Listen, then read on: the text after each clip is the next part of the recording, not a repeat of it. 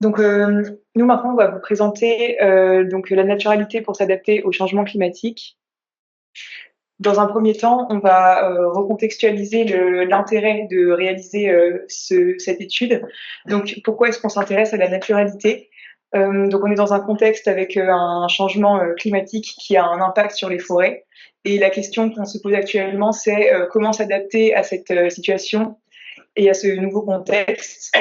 La question qui se pose par la suite, c'est de savoir si les forêts dites plus naturelles, entre guillemets, seraient plus adaptées au changement climatique. Et donc de ça découle à nouveau deux questions qui sont qu'est-ce que la naturalité, qu'est-ce qu'une forêt dite naturelle. Et donc c'est les questions qu'on a abordées dans notre sujet et de savoir si une forêt avec un haut niveau de naturalité pourrait répondre de manière plus efficace au changement climatique en cours. Donc tout d'abord, on va faire un point sur la méthode générale qu'on a suivie pour réaliser cette étude. Dans un premier temps, on a eu plusieurs débats pour définir ce qu'était la notion de naturalité. À la suite de cette discussion, on a sélectionné divers indicateurs qui viennent de la littérature et de notre réflexion personnelle et on a filtré les indicateurs qu'on allait garder.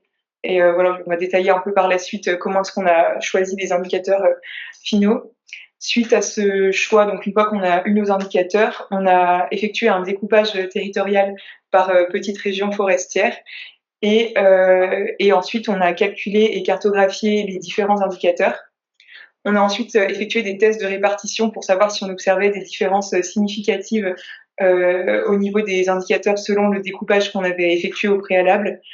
Et une fois cette étape passée, on a pu effectuer des tests et une modélisation pour lier les résultats obtenus de ces indicateurs aux données sur la mortalité pour ensuite arriver à une conclusion et savoir si l'indicateur choisi est pertinent et a une influence sur la mortalité observée. La définition de la naturalité qu'on a retenue ici, c'est donc le degré de proximité d'un site à son système naturel, sans perturbation, en termes de composition, de structure et de fonctionnement. On a également gardé la notion de distinction entre la naturalité anthropique et biologique, avec une naturalité anthropique qui est l'absence d'influence humaine dans des processus écologiques et la naturalité biologique qui est l'intégrité biophysique des milieux, spontanéité des processus écologiques et continuité spatio-temporelle. Donc c'est cette définition sur laquelle on s'est appuyé pour, pour ensuite choisir une liste d'indicateurs. En fait, on a donc listé les indicateurs potentiels, donc ceux qu'on trouve dans la littérature et qui viennent de notre réflexion personnelle, et pour chaque indicateur, on a réfléchi selon l'arbre de décision qui s'affiche au tableau. Ce qu'on peut retenir de ça, c'est que en fait, chaque indicateur, suite à cette réflexion, chaque indicateur est classé dans une des trois catégories suivantes, à savoir si l'indicateur est non étudié au final parce que on l'a pas trouvé pertinent au vu de notre situation, si l'indicateur est jugé pertinent mais qu'il n'est malgré ça quand même pas étudié à cause d'un manque de temps ou d'un manque de données, et ensuite, la troisième et dernière catégorie qui est l'indicateur retenu. Donc, on en a retenu 4 au final qu'on va détailler par la suite.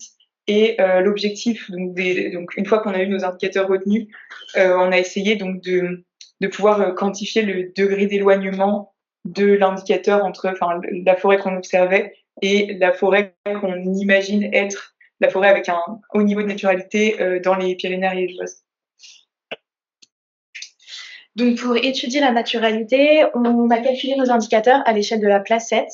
En effet, même si la surface de la placette était faible, on va être à la recherche d'un signal faible entre la naturalité et l'adaptation au changement climatique. On a cependant fait un découpage du coup en petites régions naturelles forestières, donc qui permettait d'avoir une répartition de nos placettes dans ces forêts, dans ces régions à peu près homogènes, et avec donc une unité de fonctionnement bioclimatique. Donc on s'est intéressé à 4 indicateurs spécifiquement, donc divisés en plusieurs catégories. Un indicateur sur la composition, un indicateur sur les dendrons de microhabitat, un sur la maturité du peuplement et un sur l'ancienneté du peuplement. Pour chaque indicateur, on va vous présenter les hypothèses de naturalité, de mortalité, les données utilisées et comment l'indicateur a été construit. Le premier porte sur l'indigénat du peuplement. En hypothèse, la présence uniquement d'essences indigènes était considérée comme une haute naturalité. Pour la mortalité, on avait deux hypothèses un peu contradictoires, qui étaient que si on avait un indigénat élevé, on pouvait s'attendre à une mortalité faible. En effet, les essences indigènes peuvent être plus adaptées au contexte local et donc bien faire face au changement climatique. Mais à l'inverse, des essences non indigènes peuvent présenter des caractéristiques de résistance face au changement climatique. Pour calculer cet indicateur, on s'est intéressé aux essences présentes par placette et on a utilisé la liste des essences indigènes selon l'IGN. Donc, on a calculé la proportion du nombre de tiges d'essences indigènes. Et une essence était caractérisée comme indigène si, selon sa position géographique. Donc, selon les régions forestières, l'influence des climats n'était pas la même. Donc, pour qu'une essence soit non indigène, il fallait qu'elle le soit dans les trois climats qui avaient une influence sur la région naturelle forestière. Ensuite, on s'est intéressé aux dendrons microhabitats et à la diversité fonctionnelle des dendrons microhabitats. Donc, une haute diversité fonctionnelle correspond à une haute diversité des habitats et donc à une forte biodiversité associée. Pour calculer cet indicateur, on a utilisé les DMH présents par arbre, donc sur les arbres de plus de 42,5 cm de diamètre, puisque c'était ceux où les DMH étaient répertoriés dans le protocole utilisé sur le jeu de données. On s'est intéressé à l'échelle du groupe. De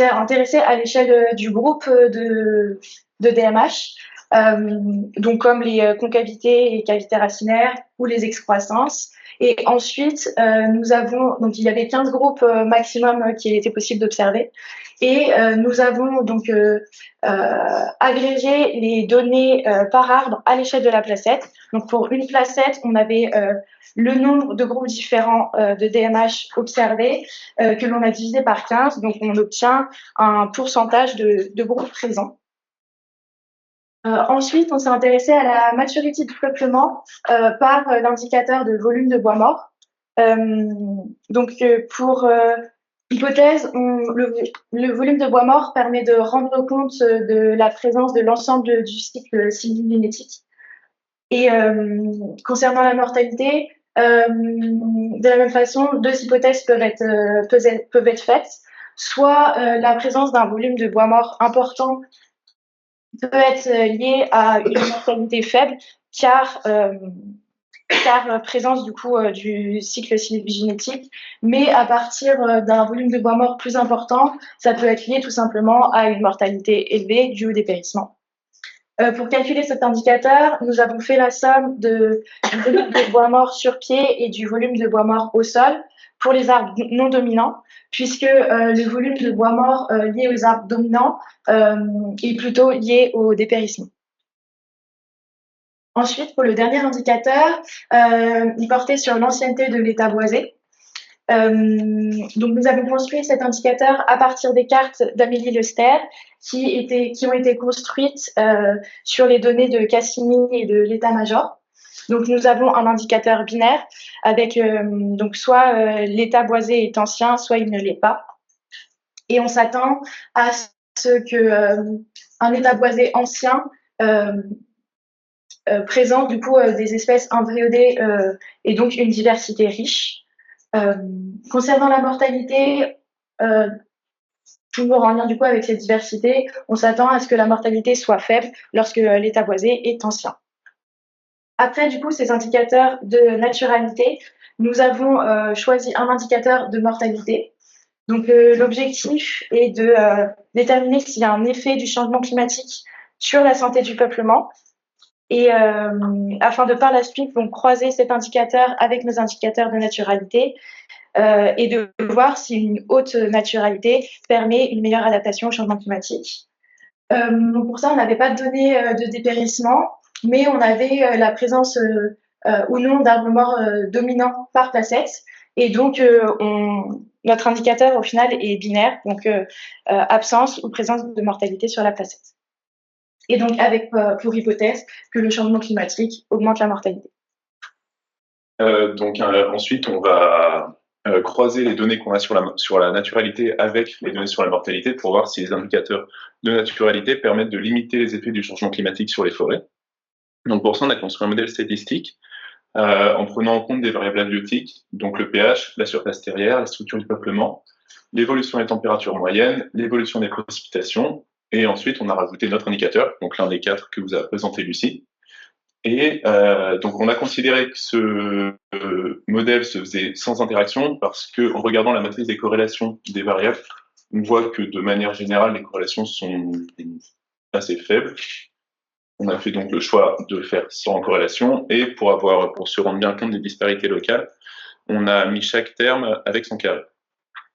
Donc l'utilisation de ces variables abiotiques, c'est fait pour qu'il n'y ait pas d'effet placette et que pour voir l'effet directement de l'indicateur sur la mortalité en limitant les autres effets qui peuvent jouer sur la mortalité qui sont pas liés à la naturalité.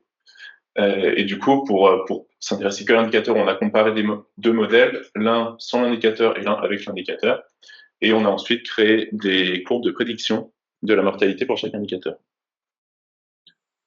Donc, tout d'abord pour le volume de bois mort, donc la cartographie qu'on a obtenue, c'est celle-ci. On a une significativité des différences 2 à 2 entre les différentes zones qu'on a créées. Donc elles sont pas toutes différentes entre elles, mais 2 à 2 elles sont différentes. Et pour ce qui est des résultats statistiques, c'est le seul qui est statistiquement juste. Donc avec une p-value assez faible, et on voit que le volume de bois mort augmente la mortalité du peuplement. Et là, la moyenne, on s'est rendu compte d'une petite erreur, du coup, c'est pas 38, finalement, c'est 5,3. La moyenne de bois mort sur l'ensemble du territoire. Ensuite, pour la diversité fonctionnelle du VMH, là, on n'a pas de différence significative entre les différentes zones du PNR, ce qui est assez logique. Et pour ce qui est du test statistique, celui-là, il n'est pas significatif, mais on a quand même mis la courbe de réponse pour avoir une idée de l'impact qu'il pourrait avoir la diversité des DMH sur la mortalité. Et là, du coup, la diversité des DMH augmente la mortalité avec une moyenne de diversité de DMH de 0,24. Donc, il y a 0,24% des 15 groupes de DMH en moyenne qui est présent sur le territoire. Pour l'ancienneté de l'état boisé, on a une belle différence significative en fonction des régions. Donc ça, c'est dû au fait qu'en altitude, les forêts ne pouvaient pas être exploitées. Donc forcément, elles sont plus anciennes. Et là aussi, le test statistique est pas juste, avec une p-value trop élevée. Mais on peut estimer, au vu de la courbe de réponse, que plus le peuplement est ancien, plus il y a un taux de mortalité élevé dans le peuplement. Et enfin, pour l'indigénat du peuplement, on a comme pour le volume de bois mort des différences significatives 2 à 2 des différentes régions naturelles qu'on a fait sur le territoire. Et là encore, le test statistique n'est pas bon, mais de manière globale, on peut supposer que plus on a des sens indigènes, plus la mortalité est élevée. Voilà. Et du coup, tous ces résultats ils sont un peu contradictoires finalement avec ce qu'on s'attendait à avoir. Et il n'y a rien qui est vraiment juste à part pour le volume de bois mort. Donc, on n'a pas de grosses conclusions de notre étude, mais on a des nouvelles questions finalement. Et ce serait intéressant de poursuivre l'étude sur un temps plus long pour avoir un peu des réponses à tout ça. Notamment, voilà, on a écrit 4 questions principales qu'on peut se demander. Donc, pour l'ancienneté de l'état boisé, est-ce que le fait que la mortalité augmente avec l'ancienneté du peuplement, c'est peut-être un biais parce que dans les forêts anciennes, il y a plus de bois mort. Ensuite, pour la proportion de tiges d'essence indigène, on n'était pas sûr de la façon dont réagissent les essences exotiques avec le changement climatique. Donc, au vu de la courbe, on pourrait supposer que les essences exotiques sont plus adaptées au changement climatique, ce qui explique qu'il y a une plus faible mortalité pour les essences exotiques. Mais ça, c'est quelque chose, encore une fois, qui sera étudié. Et pour les DMH, on a supposé qu'il y avait un biais, vu que les DMH sont liés au bois mort. Et donc, peut-être que finalement, la corrélation se fait plutôt dans l'autre sens. Donc, quand il y a plus de mortalité, il y a plus de DMH, parce qu'il y a plus de bois mort. Et donc, pour ça, on a fait juste un petit test qu'on ne vous a pas présenté ici, en retirant une catégorie de DMH liée spécifiquement au bois mort, et on obtient les mêmes résultats. Donc, il faudrait peut-être affiner l'étude. Et ensuite, pour le bois mort, c'est le seul qui est significatif, le volume de bois mort, mais c'est assez flou parce que ça se base sur les mêmes données, enfin, sur le même jeu de données. Donc, c'est possible qu'il y ait une corrélation entre la mortalité et le volume de bois mort observé par placé. Est-ce que vous avez des questions sur cette partie? Ouais, moi j'avais plus des remarques que des questions ou de la discussion. C'est le fait qu'effectivement, en forêt de montagne, on a toujours plus de mortalité, plus de bois mort. Hein. Ça, on l'a, nous, on a ces informations-là par rapport aux produits accidentels qu'on est capable de récolter également en montagne, les tempêtes, etc. Donc, on a quand même tendanciellement plus de bois mort dans les forêts de montagne, ça c'est sûr. Après, je voulais revenir sur le fait que vous soyez surpris par rapport aux résultats. Moi, personnellement, je suis pas trop surpris. Je m'explique pourquoi. Au final, là, c'est la naturalité qui a été observée, qui a été étudiée, et je pense que la biodiversité, comment dire, elle a un intérêt, je dirais. Faut pas forcément chercher des fois la biodiversité c'est pour la biodiversité, c'est-à-dire que si on le fait, c'est pour la biodiversité, c'est pas forcément des fois pour l'adaptation au changement climatique. Je m'explique. Ça, c'est à travers mes missions un peu sur les changements climatiques que je me rends compte un peu de ça. Au final, ce qui est important, est-ce que pas par rapport à l'adaptation, est-ce que c'est plus, comment dire, le fait d'inscrire nos actions dans un appui à la dynamique naturelle, plutôt que la naturalité en elle-même, qui va peser. Voilà. Les collègues dans le quart nord-est, hein, dans le Jura, etc., sur des épisodes, des épisodes de sécheresse canicule qu'ils ont eu très forts, et l'écart à la normale très important qu'ils ont eu, en fait, a touché tous les peuplements, y compris ceux qui avaient qui étaient, on va dire, avaient une forte naturalité, ou du moins qui étaient d'origine en régénération naturelle. Moi, je pense que derrière, l'action qu'on a menée, c'est plus encore une fois, dans l'action d'accompagnement à la dynamique naturelle, plutôt que forcément de vouloir faire un lien entre la naturalité et l'adaptation au changement climatique. Je ne sais pas si je suis clair dans ce que j'ai pu dire, mais moi, finalement, ça m'étonne pas tant que ça. Si, c'était clair, merci. Oui, c'était clair. En fait, nous, ce qu'on s'est dit, c'est que en augmentant la naturalité, on peut augmenter la diversité fonctionnelle de la forêt, avec la biodiversité, etc. Et du coup, tu aurais peut-être une meilleure résilience face au changement climatique. Oui, c'est sûr, mais face à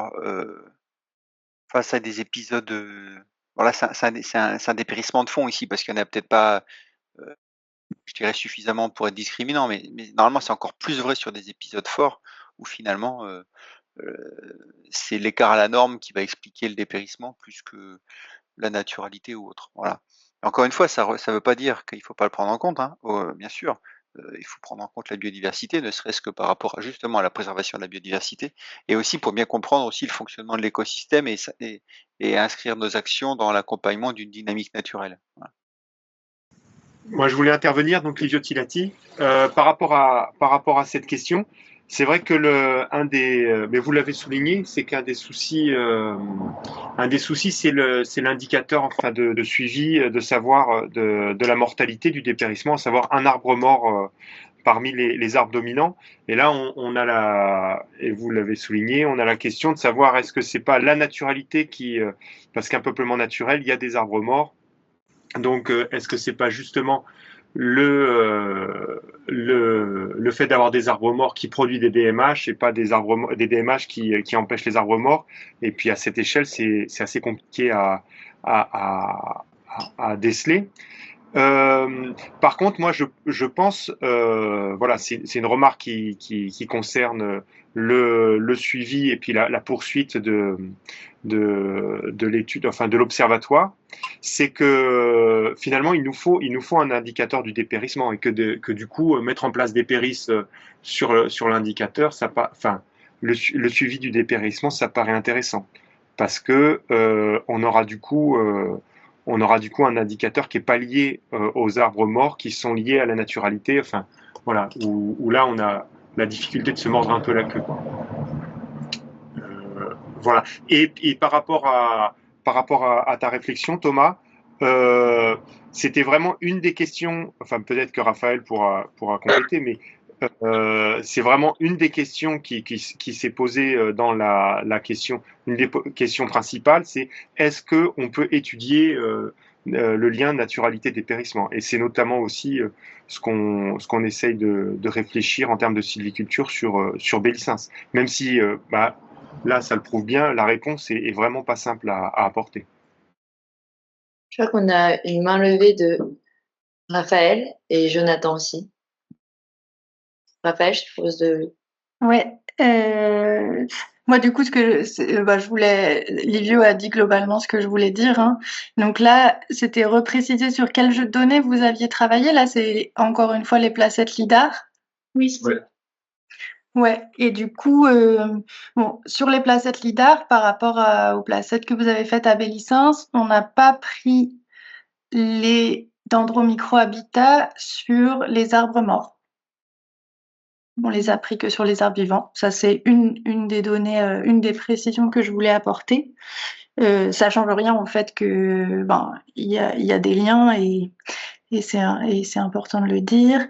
Et la deuxième chose, c'est, voilà, c'est ce que Livio a dit faut savoir quand même qu'on travaille sur des êtres vivants et du coup, un arbre mort par placette, est-ce que, enfin voilà, c'est la question il faudrait étudier le dépérissement et la mortalité. Nous, dans les documents qu'on a produits avec nos partenaires et notamment avec le GDF Sylvestre, les recommandations qu'on fait, c'est accepter la mortalité. Et donc, c'est vrai qu'un peu tous les résultats d'aujourd'hui, de voir qu'on se base sur la présence d'au moins un arbre mort par placette, ça me fait un peu étrange parce que dans l'acceptation de la mortalité, directement, on considère que la mortalité, du coup, c'est un problème aujourd'hui, alors que dans les messages qu'on veut faire passer, c'est la mortalité, c'est pas forcément un problème et à l'échelle de un arbre mort par placette, c'est pas grave et c'est bien de l'accepter.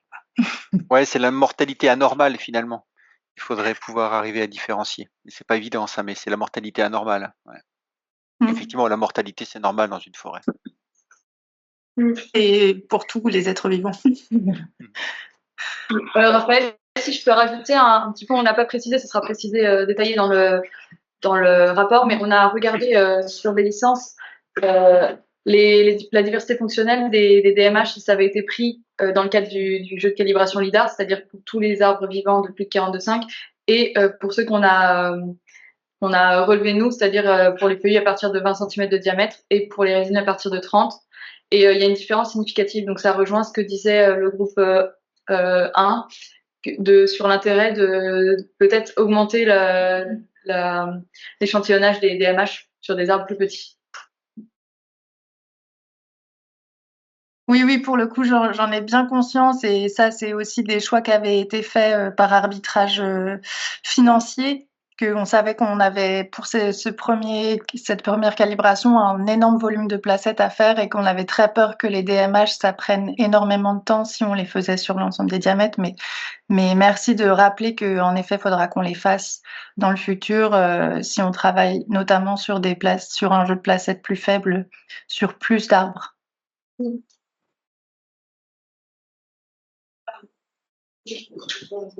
Oui, Jonathan, là, je voulais réagir. Raphaël, si tu as terminé. Oui.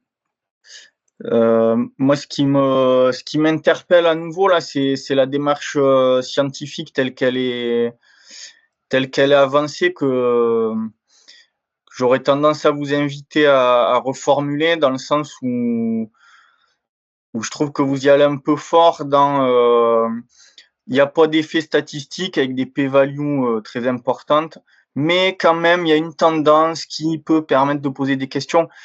Pour moi, la bonne démarche, c'est on se pose des questions, on fait des hypothèses, on les teste. Le résultat du test, il permet de répondre à la question, quoi. Les données telles qu'on les a ne permettent pas d'affirmer, enfin de confirmer l'hypothèse en tout cas. Il y a que un point qui est confirmé, le reste, le test stat il dit que c'est pourri, ça me paraît assez scabreux d'aller quand même regarder une tendance et réfléchir à est-ce qu'il y a peut-être quand même un effet. La stat elle dit qu'il y a 0 effet, quoi. Et ce qui est aussi intéressant là-dedans, alors je voudrais pas non plus faire de mauvaises lectures comme tout à l'heure, mais c'est de regarder aussi l'amplitude des effets. Et si on regarde l'effet ancienneté de la forêt là, c'est quand même, vu les valeurs en ordonnée, ça m'a l'air d'être en plus un peu l'épaisseur du trait en fait, l'effet qui est regardé, quoi. Et donc ça c'est aussi au-delà de la significativité, il y a en plus l'amplitude, en tout cas pour l'ancienneté de la forêt là, qui est un peu inexistante, quoi. Oui, pour le coup là, c'est vrai que c'est compliqué de faire des conclusions là-dessus. Mais oui, après pour ce qui est de la présentation des résultats, on s'est dit que, le test est pas statistiquement juste, ça peut être pour différentes raisons, ça peut être la taille du jeu de données ou la répartition aussi du jeu de données et la façon dont il a été, dont les placettes ont été faites. Et c'est un peu plus pour les résultats permettent d'inviter à réfléchir un peu plus dessus et peut-être à faire d'autres études avec des... Ouais, mais justement, la réflexion, c'est on démontre pas des faits.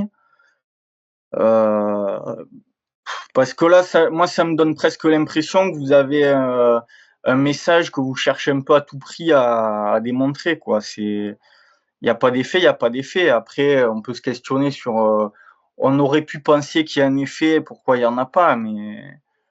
Alors attention, il faut être quand même très vigilant là, parce que c'est un travail qui a été fait en 3 semaines. Donc il y a toute une réflexion sur les indicateurs de naturalité, la cartographie de ces indicateurs que vous avez faite.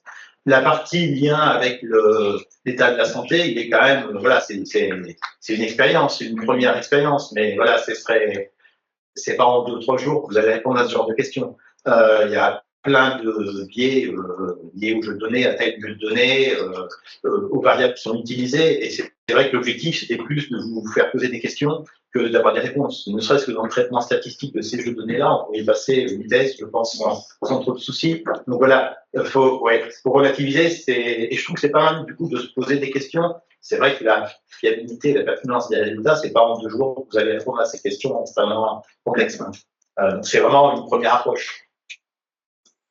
Du coup, c'est bien de poser des questions.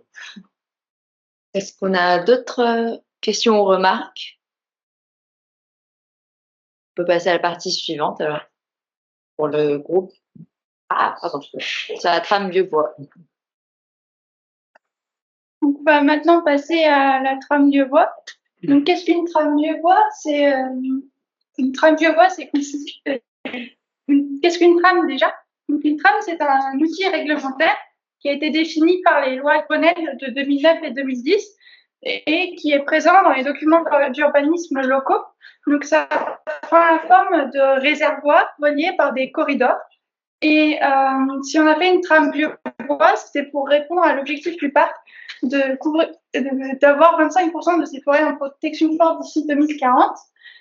Et notre objectif, c'est d'assurer la continuité entre les forêts matures, ceci en réponse à la fragmentation des habitats pour favoriser la mobilité des individus et la connectivité avec une connectivité entre les réservoirs. Et la plupart du temps, dans la littérature, ça consiste à l'identification de forêts matures et anciennes.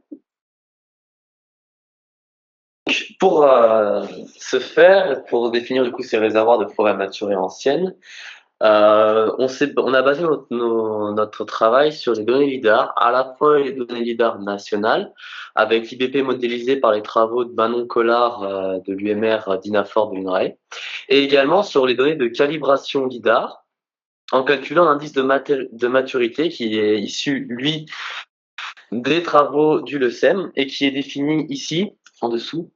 Donc à partir de la surface terrière entre gros bois, la surface terrière des bois morts sur pied, le volume de bois mort au sol, ainsi que le nombre de strates de décomposition du bois mort au sol. Cependant, vis-à-vis de ce deuxième indicateur de maturité, on a eu un souci, c'est que dans la littérature, le seuil défini est de 0,25 et que aucune parcelle forestière au niveau du PNR ne dépassait ce seuil. Par conséquent, nos travaux sur l'IBP modélisé, dont vous pouvez voir la carte ici en bas à gauche. Et dans la littérature, il y a deux seuils qui sont indiqués par rapport à la forte biodiversité potentielle, qui, je le rappelle, est un indicateur, un outil à destination des gestionnaires, qui a deux seuils, donc un seuil à 21 pour une biodiversité potentielle forte et un seuil à 28 au-delà duquel la biodiversité est supposée très forte, la note allant de 1 à 50. Et dans notre cas, on est plutôt bien servi sur le PNR puisque plus de 74% des forêts du parc présentent un IBP fort. Par contre, quand on regarde le deuxième seuil à 28, très forte, on tombe autour de 5 à 6%. Par rapport aux objectifs de classification de 25% de la surface forestière, l'IBP 21 n'est clairement pas supérieur à 21 n'est clairement pas suffisamment sélectif et l'IBP supérieur à 28 n'est pas un seuil non plus viable puisqu'il est beaucoup trop sélectif. La valeur intermédiaire de 25 semble plutôt correspondre aux objectifs, même s'il est un peu trop élevé avec une valeur avec 30% environ de la forêt concernée. Un autre élément intéressant, c'est que les forêts avec un IBP supérieur à 25 ne coïncident pas toujours avec les forêts avec des forts indices de maturité. Ici, on parle de 0,13, 0,15 en valeur d'IMAT. Et nous avons donc décidé de croiser les deux indicateurs pour essayer d'obtenir un sorte de produit de contraste de notre jus qui s'appelle Proxinat, qui revient à la multiplication des deux indicateurs IBP fois IMAT, et qui, comme vous pouvez le voir sur la carte 8.2, permet de discerner environ 4 zones au niveau du parc qui ont des indicateurs, du coup des valeurs assez intéressantes. Donc une à l'est, une au centre, où il y a Bélissin d'ailleurs qui est présent juste en dessous du pointeur, une à l'ouest et une au nord dans la zone piémontaise. Par application du coup et sélection empirique et cartographique de ces réservoirs avec les seuils du coup de 25 pour l'IBP et 2,5 pour l'indicateur Proxinat, on a été capable de classer deux types de réservoirs. D'abord le réservoir Proxinat, qu'on a conservé tel quel, puisqu'il représentait 7,6% de l'emprise forestière, qu'il avait une bonne répartition entre altitude et zone piémontaise, et qui correspondait finalement des forêts qui avaient un indice de maturité relativement élevé et un IBP fort. Et on a complété du coup ces réservoirs Proxinat avec des forêts dont l'IBP était supérieur à 25, en priorisant d'abord les forêts publiques, puis en sélectionnant encore davantage dans les forêts privées, notamment au niveau de la zone piémontaise, pour avoir une répartition plutôt homogène des réservoirs sur le territoire. Au final, on est à plus de 25 000 hectares classés, soit 15,5% de l'emprise forestière du parc, ce qui laisse environ 5 à 10% de l'emprise forestière qui reste à classer et qui sera notamment lorsqu'on passera à l'analyse des corridors. Donc ici, vous avez la carte finale des réservoirs qui sont présentés. Donc en vert et en bleu, vous avez les réservoirs publics et en jaune et en orange, vous avez les réservoirs privés. Les réservoirs publics étant étant la plupart du temps sous un seul gestionnaire qui est l'ONF, et qui donc du coup, il y a un dialogue un peu plus facilité qu'avec la fragmentation, le morcellement du parcellaire privé. Par rapport aux préconisations de gestion de ces réservoirs, dans le cas des réservoirs publics, il était question d'installer des îlots de sénescence, voire potentiellement de placer les parcelles en réserve biologique intégrale, de suivre l'état de naturalité des peuplements. Donc là, ce sera à la décision du PNR et de l'ONF de savoir quels indicateurs ils utilisent, quel protocole, mais donc on propose notamment le PSDRF, et d'instruire des suivis de faune et flore pour voir l'évolution de la naturalité de ces peuplements, avec un partenariat entre le PNR, l'ONF, des associations naturalistes comme l'ANA. Concernant les réservoirs privés, c'est plus compliqué. On est sur un parcellaire beaucoup plus fragmenté, morcelé. Et par conséquent, la première étape serait de sensibiliser d'abord les propriétaires sur les questions de la trame verte et bleue et de la trame forestière vieux bois, avec notamment le CRPF Occitanie. Ensuite, il s'agirait de protéger les territoires concernés avec des accords contractuels. On peut parler d'obligations réelles environnementales ou encore de contrats Natura 2000. Et enfin, apporter un suivi et un soutien, notamment au niveau de la gestion de ces espaces, et essayer d'en faire par exemple des parcelles vitrines afin de démontrer à qui veut entendre l'intérêt de la démarche. Puis une fois nos réservoirs définis, il s'agit de les relier entre eux à partir de corridors écologiques. Et pour ça, on a utilisé 2 types de logiciels, Biodispersal et Graphab. Biodispersal qui lui correspond plutôt à essayer de modéliser la conductivité du milieu au niveau de la faune. Donc on parle ici de dispersion, c'est comme si vous relâchiez de l'eau au niveau de chaque réservoir et que vous regardiez où l'eau va, où elle se disperse, sachant que en fonction des espèces, donc la dispersion ne se fait pas de la même manière en fonction de l'occupation du sol. Dans un milieu ouvert, des espèces comme le chevreuil ne seraient pas très embêtées de le traverser. Par contre, si on regarde sur des espèces beaucoup plus forestières, et notamment au niveau de la flore, ce n'est pas du tout la même chose. On complète cette analyse du coup de dispersion avec une analyse plutôt de connectivité écologique. Là, on parle davantage, on précise, on parle de corridors, de zones de passage préférentielles. Et ça se fait avec Graphab. On a testé différents scénarios, on en a retenu 4 qui correspondent à des capacités dispersives différentes. Donc, est-ce que l'animal peut se dépasser très loin ou pas? Et si l'animal est plutôt à l'aise en milieu ouvert, dans ce cas-là, on parle d'espèces ubiquistes ici, ou alors s'il est vraiment très inféodé à l'atmosphère forestière, on parle alors d'espèces forestières.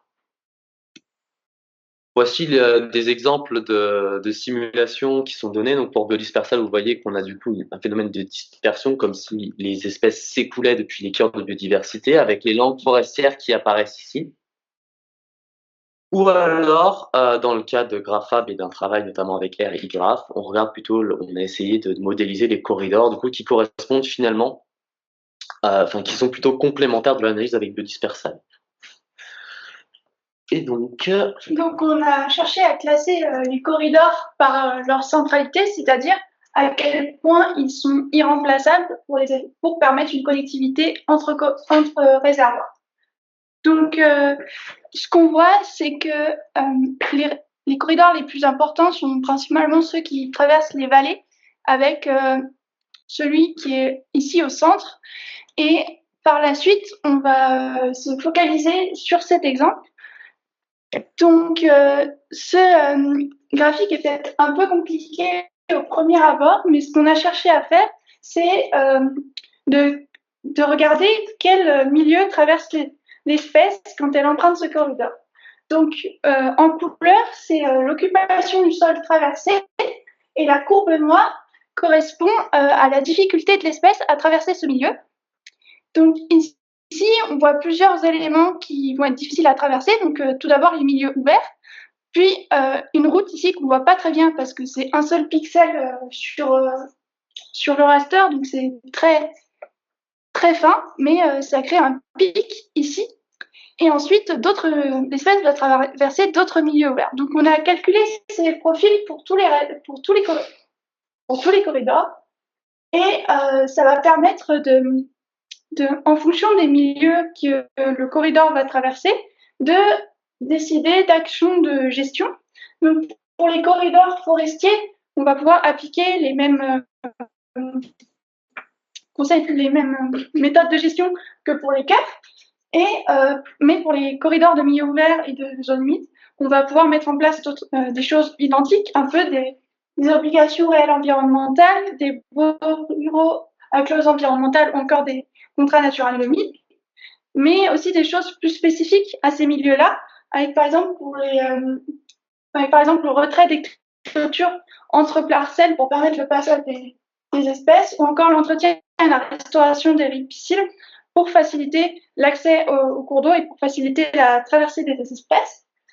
Et enfin, tout ça doit s'accompagner d'un suivi des corridors, d'un accompagnement des différents acteurs, qu'ils soient publics ou privés, et enfin, un important travail de communication pour que l'ensemble des acteurs soient au courant de ces corridors qui sont très importants pour la connectivité. Ensuite, on a notre tram avec des travaux qui avaient déjà été réalisés par le PNR.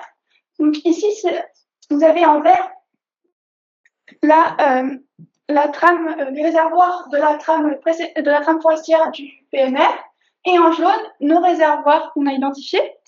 Donc on a identifié quelque chose de plus restrictif avec une surface plus faible, cela dans le but de concentrer les moyens sur des noyaux de biodiversité qui seraient plus importants.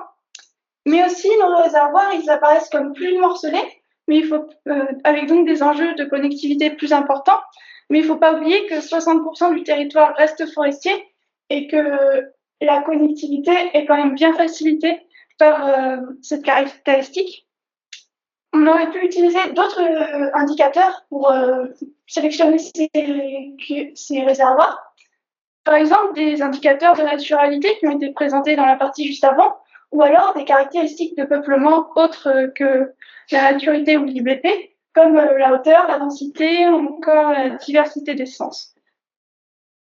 On a aussi cherché à comparer nos résultats avec d'autres cartographies existantes, comme par exemple celle des forêts, des vieilles forêts et des réserves biologiques de l'ONF. Et c'est très petit, on voit pas beaucoup sur la carte, donc on a fait des zooms. On peut voir que systématiquement, nos réservoirs recoupent ces réserves-là, mais qu'elles sont beaucoup plus petites, et c'est pour ça qu'on n'a pas utilisé ces réserves comme base pour notre travail. Et si on s'intéresse aux espèces patrimoniales, donc ici on a utilisé les occurrences de 3 espèces différentes, on voit que ça se recoupe pas systématiquement, et que donc ça rejoint le fait que l'indice qu'on a utilisé, c'est un indice de biodiversité potentielle qui ne représente pas vraiment la biodiversité qui est présente, mais une capacité d'accueil. Et que donc protéger ces zones, c'est protéger des zones qui pourraient accueillir des espèces intéressantes, et que ça montre l'importance d'une réflexion à long terme pour la trame, et qu'il faut la mettre en place aujourd'hui pour que dans le futur, des milieux encore plus intéressants se développent. Et enfin, un peu comme ouverture, on a superposé les cartes de mortalité climatique développées par le groupe sur le climat avec nos cœurs. Donc ici, ce que vous voyez en couleur, c'est les risques. Plus la couleur est foncée, plus il y a des sens pour lesquels le risque de mortalité est supérieur à la moyenne. Donc ici, c'est le hêtre et le sapin. C'est ce que les groupes modélisaient. Donc ce qu'on peut voir, c'est comme tout à l'heure, un fort effet d'altitude avec nos réservoirs qui sont en altitude, qui sont plus épargnés que ceux qui se situent en plaine, même si ceux en plaine, il n'y a pas forcément de hêtre et sapin qui sont présents. Donc on voit que le changement climatique va quand même avoir un effet sur la trame, et qu'il va falloir être vigilant et suivre nos cœurs pour être sûr qu'ils soient toujours valides. Voilà, on en a terminé avec notre partie. Est-ce que vous avez des questions? Il n'y a personne. Super.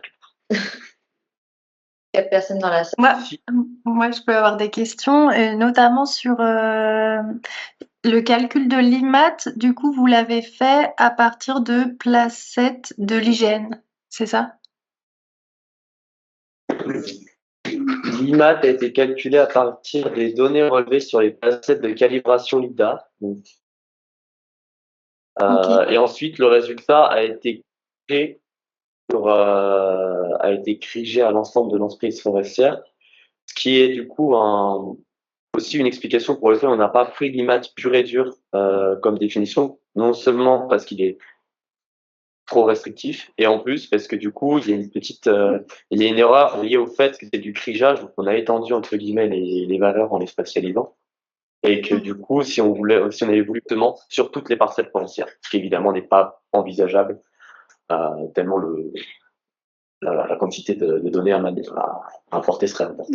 Et est-ce que la donnée LIDAR serait pas Oui, la donnée. qui permet de spatialiser ça? Ouais, justement, l'apport de la donnée LIDAR, ça permet d'avoir un IMAT mieux spatialisé et donc de pouvoir comparer avec nos travaux, de voir s'il y a une superposition et s'il n'y a pas des endroits qu'on aurait oubliés. Puisque l'IMAT a d'abord été pensé pour pouvoir faire une approximation de la maturité à partir des données LIDAR. Notamment. Merci beaucoup pour ce travail. Moi, je suis très contente d'avoir proposé ce sujet parce que ça permet et puis c'est vrai qu'il y a une grosse variété de partenaires qui sont présents et puis qui pourront voir le replay, mais ça permet de montrer que on est très ambitieux. Je m'en rends compte d'autant plus en voyant vos cartes avec, du coup, avec ce chiffre de vouloir mettre 25% de nos espaces forestiers en libre évolution, aller à horizon 2040 avec notre nouvelle charte. Et du coup, voilà, votre travail permet de rappeler l'ambition et de rappeler l'importance du travail partenarial qui est à lancer à partir de maintenant. Et voilà, du coup, c'est le début d'un gros travail à mener. Et c'est super d'avoir toutes ces cartes. Merci beaucoup. J'ai vu en effet, il y a beaucoup de travail.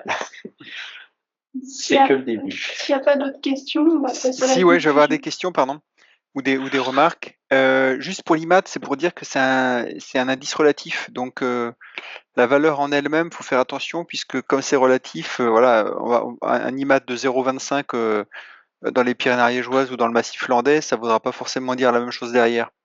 Donc, il faut être vigilant aussi par rapport au seuil qu'on met, parce que comme l'objectif, c'est d'avoir une vision relative, c'est pas forcément nécessaire des fois de mettre des seuils. Bon, même si effectivement, ça peut quand même avoir des rapports. Parce que notamment, les données max peuvent avoir si on a des placettes avec quelques placettes avec beaucoup de données max qui sont importantes, relativement, ça peut faire baisser tout le reste des mesures. Donc, il faut en avoir conscience de cette limite-là.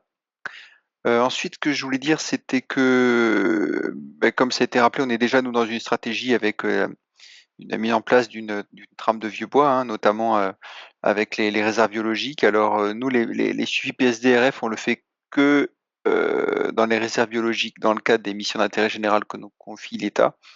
On n'a pas vocation à les faire en dehors des réserves biologiques, hein, parce que c'est quand même des placettes qui prennent un certain temps. Bon, sauf financement par ailleurs, mais en tout cas, c'est pas des choses qui sont prévues en dehors des réserves biologiques pour l'instant. Également, j'étais curieux de voir, ça, il faut qu'on voit ça avec Raphaël ou entre Raphaël et le PNR et l'agence ONF, mais quelles étaient les règles de gestion qui étaient prévues dans ces réservoirs? Savoir est-ce que la sylviculture était exclue ou bien est-ce qu'il y avait quand même de la sylviculture qui était prévue? Parce que derrière, c'est pas neutre, hein, tout ça, notamment par rapport à. Alors, quand c'est sur des zones hors sylviculture, je dirais c'est moins gênant. Faut voir quand même par rapport aux aspects risques naturels, mais globalement, c'est moins gênant. Mais quand c'est sur des zones en sylviculture, il y a tout le financement, la recherche de financement aussi par rapport à la perte si on est en sylviculture. Ça, c'est valable autant en forêt publique qu'en forêt privée. Et voilà, et notamment si on est sur de la sylviculture qui est encore possible, ou bien, enfin d'après le PNR, ou si c'est des arrêts de sylviculture, c'est pas la même chose. Et je dirais même quand on est sur des règles de gestion, malgré tout, ça va quand même impacter aussi l'aspect financier. Bon, comme le disait là Raphaël, c'est le début de la démarche, donc j'avais une des questions qui était que l'ONF soit bien impliqué en amont, mais bon, a priori, c'est comme ça vient juste d'être lancé, ça sera de fait. Voilà. Également, ce qui aurait pu être intéressant, c'est de faire un croisement. Ça, on aurait pu vous fournir la donnée, enfin, on aurait dû vous fournir la donnée.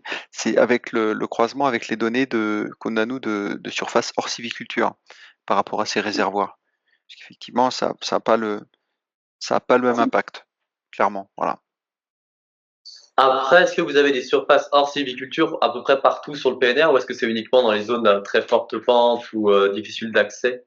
Alors, ça peut être très variable. Ça peut être très variable, mais en tout cas, nous, on a des couches. On a des couches SIG sur ces données-là, ouais. Identifie les zones hors sylviculture, ouais. Ça peut être hors sylviculture pour plusieurs raisons.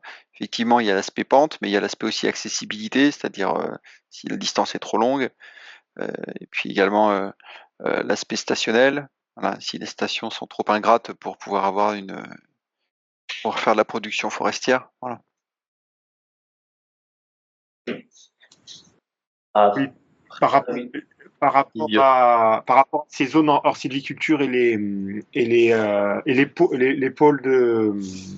de forêt que vous avez présentés là, et c'est vrai que je sais pas, Isalis qui s'occupe de lutter, Isalis qui nous écoute là, qui s'occupe de lutter Coudray-Ouest, il y a le côté, il y a une grosse patate au sud-ouest du PNR où là je pense qu'il y a beaucoup de zones hors sylviculture.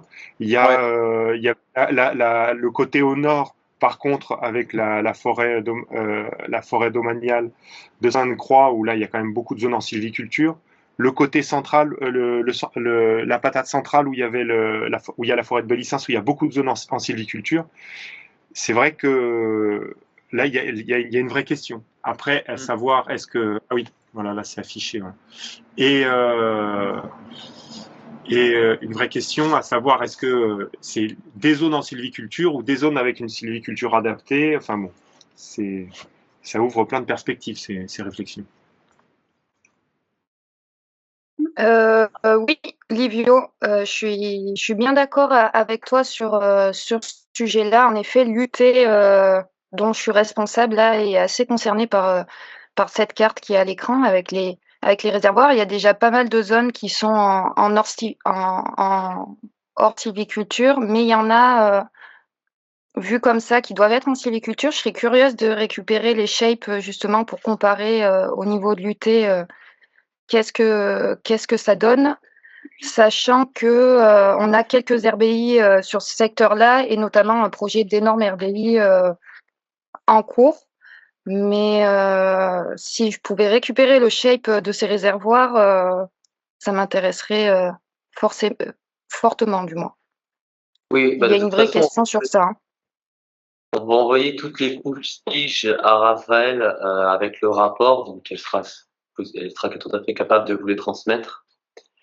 Juste pour revenir sur le coup des zones hors sylviculture à inclure préférentiellement dans les réservoirs, il faut faire attention parce que on a du coup l'habitude de mettre hors sylviculture tout ce qui n'est pas intéressant vis-à-vis de la production forestière. Donc il y a un gros biais notamment au niveau des écosystèmes couverts.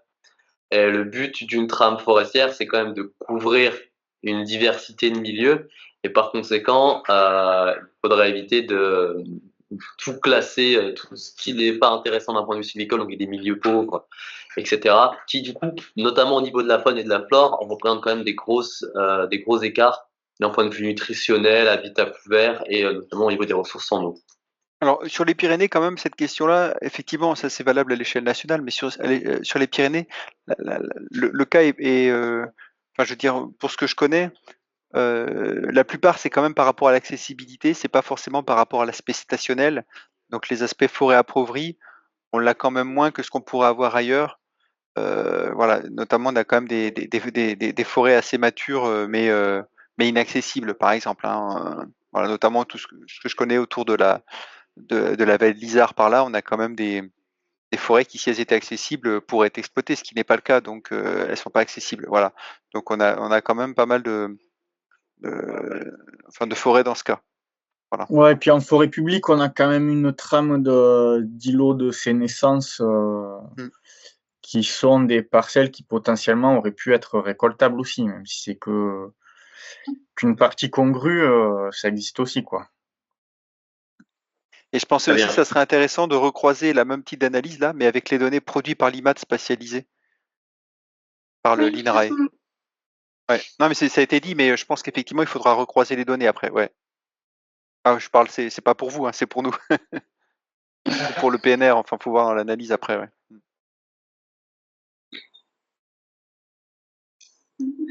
s'il n'y a pas d'autres remarques ou questions. On va passer à la conclusion, présentée par Pierre. Pardon. Et voilà, donc une tentative de conclusion de ce grand travail. Alors, donc, pour rappeler un petit peu l'objectif de ce projet, donc c'était une idée de suivi et d'adaptation des forêts au changement climatique. Donc, avec cette idée de suivi et d'adaptation, il y a un petit peu une idée cyclique pour le suivi. Et donc, on peut voir un peu ce travail comme le premier cycle d'une observation des forêts et des différents effets qui peuvent l'influencer, et ensuite d'une adaptation de la gestion en fonction de ces effets-là pour maintenir la forêt. Et notamment, ça passe par la trame forestière, maintenir un peu une cohérence de la forêt sur le territoire. Et ensuite, un petit rappel des résultats principaux. Donc, bon, cette diapositive a été faite avant toutes les discussions, donc il faut garder ça à l'esprit. Mais donc, ce travail est notamment mené à la sélection de 249 placettes de calibration LIDAR pour un suivi à long terme, donc dans le cadre de l'Observatoire forestier.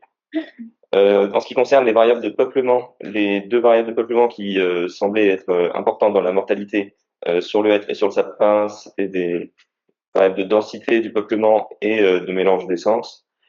Concernant le récit climatique, la probabilité de mortalité va a priori augmenter fortement sur le territoire en raison d'une augmentation du déficit hydrique estival, avec cependant une variabilité suivant la topographie et la position des peuplements. La partie qu'on vient de voir juste à l'instant, donc la définition des cœurs de biodiversité et leur cartographie, ainsi que les corridors écologiques associés, et donc qui ont pu mener par l'étude de ces corridors à des recommandations de gestion.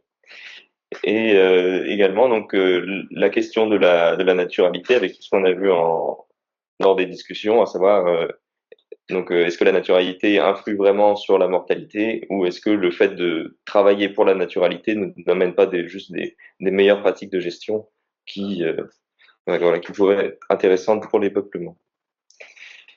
Donc je vous remercie pour votre attention, et puis si vous avez des questions, c'est le moment de poser des questions générales sur l'ensemble du projet.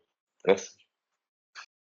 Ah oui, j'avais une question, mais ça faudra voir ça avec qu'on voit ça ensemble, Raphaël, ou de façon plus générique aussi avec le CRPF, PNR et ONF, mais c'est les 249 placettes parce que c'est quand même, enfin ça dépend de la finalité, mais c'est quand même assez peu, notamment en termes de suivi, ou d'analyse statistique, puisque ça englobe le privé plus le public. Et puis également, ça sera pas suffisant pour modéliser le lidar. Donc il faudra quand même qu'on prévoie, je pense, périodiquement des remesures qui iront au-delà de ces 249 placettes, notamment si on veut pouvoir refaire des modélisations lidar. Oui, alors les 249 placettes, on les a choisis parce qu'on avait il y avait un petit peu cette idée de de possibilité de faire une cinquantaine de placettes par an. Et oui, j'ai eu au début, ouais, effectivement, par rapport à la contrainte en temps, ouais. Ça. Donc l'idée, c'était de faire des périodes glissantes de 5 ans où on fait 50 placettes par an, donc 250, 249. Et après, si le LIDAR est préconisé tous les 9 ans, enfin, effectivement, on pourrait en plus profiter de campagnes LIDAR en plus de ces placettes-là pour refaire un jeu complet plus périodiquement. C'est vrai qu'il y a peut-être un petit peu ces deux choses à balancer, le suivi à long terme sur un nombre de placettes restreint parce qu'on est limité en temps, et le fait de profiter d'opportunités plus larges comme ça a déjà été fait l'année dernière.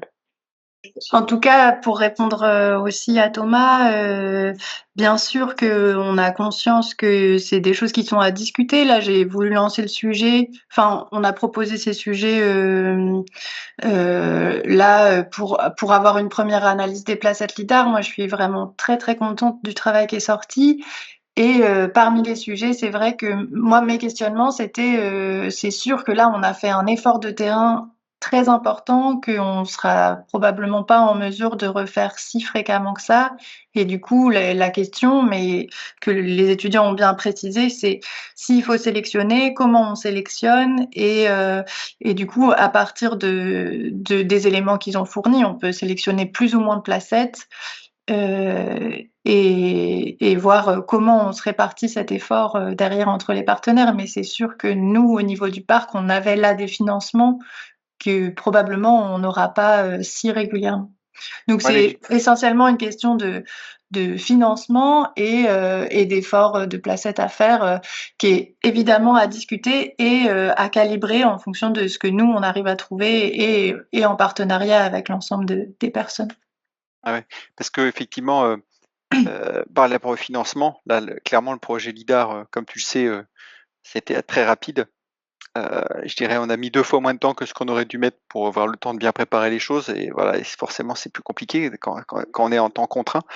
Nous, je pense qu'on peut aussi, à partir du moment où c'est anticipé, on peut arriver à mobiliser des financements et je pense le CRPF, je pense aussi, il faudrait voir avec des financements, à élargir et je pense qu'avec on a une approche multipartenaire, je pense qu'on pourrait peut-être et effectivement en faisant aussi en recrutant des personnes pour faire des placettes aussi, comme on a des financements, ça permettra plus facilement, je pense, de prévoir le financement de ces remesures, voilà, et peut-être d'élargir un peu plus la base, à voir. Hein. Mais là, avec le dispositif qui est en place, faudrait voir justement de quoi on aura besoin. Parce que statistiquement, 249, encore une fois, on ne pourra pas distinguer public et privé, on ne pourra pas distinguer, je pense aussi, plaine et montagne, ça sera compliqué aussi pour avoir des sauges statistiques, enfin, en tout cas en termes d'observatoire.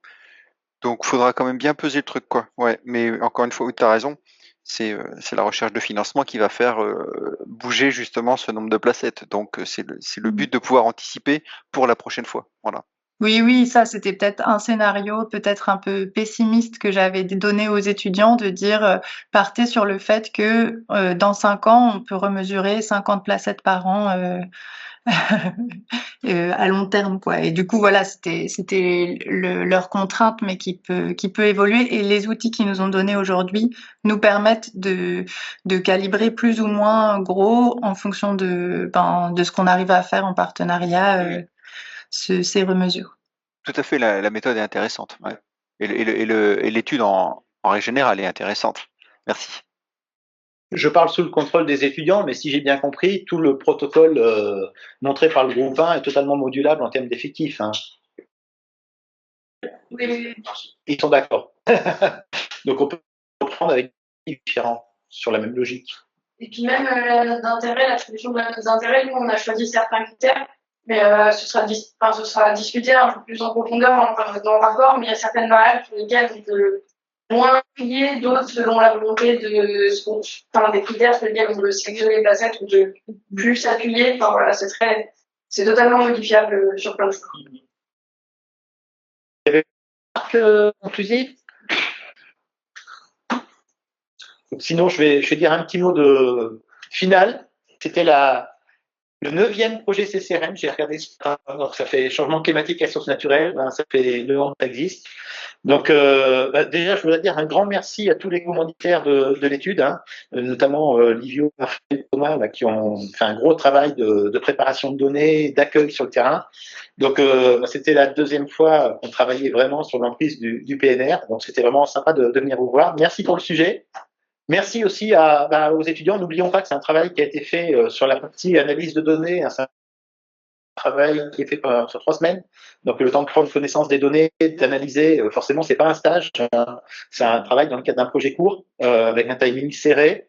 Donc, par rapport au rendu, il y a le PowerPoint là qui sera mis à votre disposition de présentation. Il y aura aussi le rapport qui est en cours de finalisation. Et puis il y aura tous les jeux de données qui ont été créés, qui sont disponibles bien évidemment. On vous retransmettra ça en début d'année prochaine, une fois qu'on aura un petit peu digéré et relu le rapport. Voilà. Eh bien, un grand merci en tout cas, un grand bravo. Au revoir. Merci beaucoup pour votre travail. Au revoir. Merci. Au revoir. Bonne journée. Et bonne fête. Au revoir. Bonne journée, bonne fête à tous. Merci, vous aussi. Merci à tous, au revoir.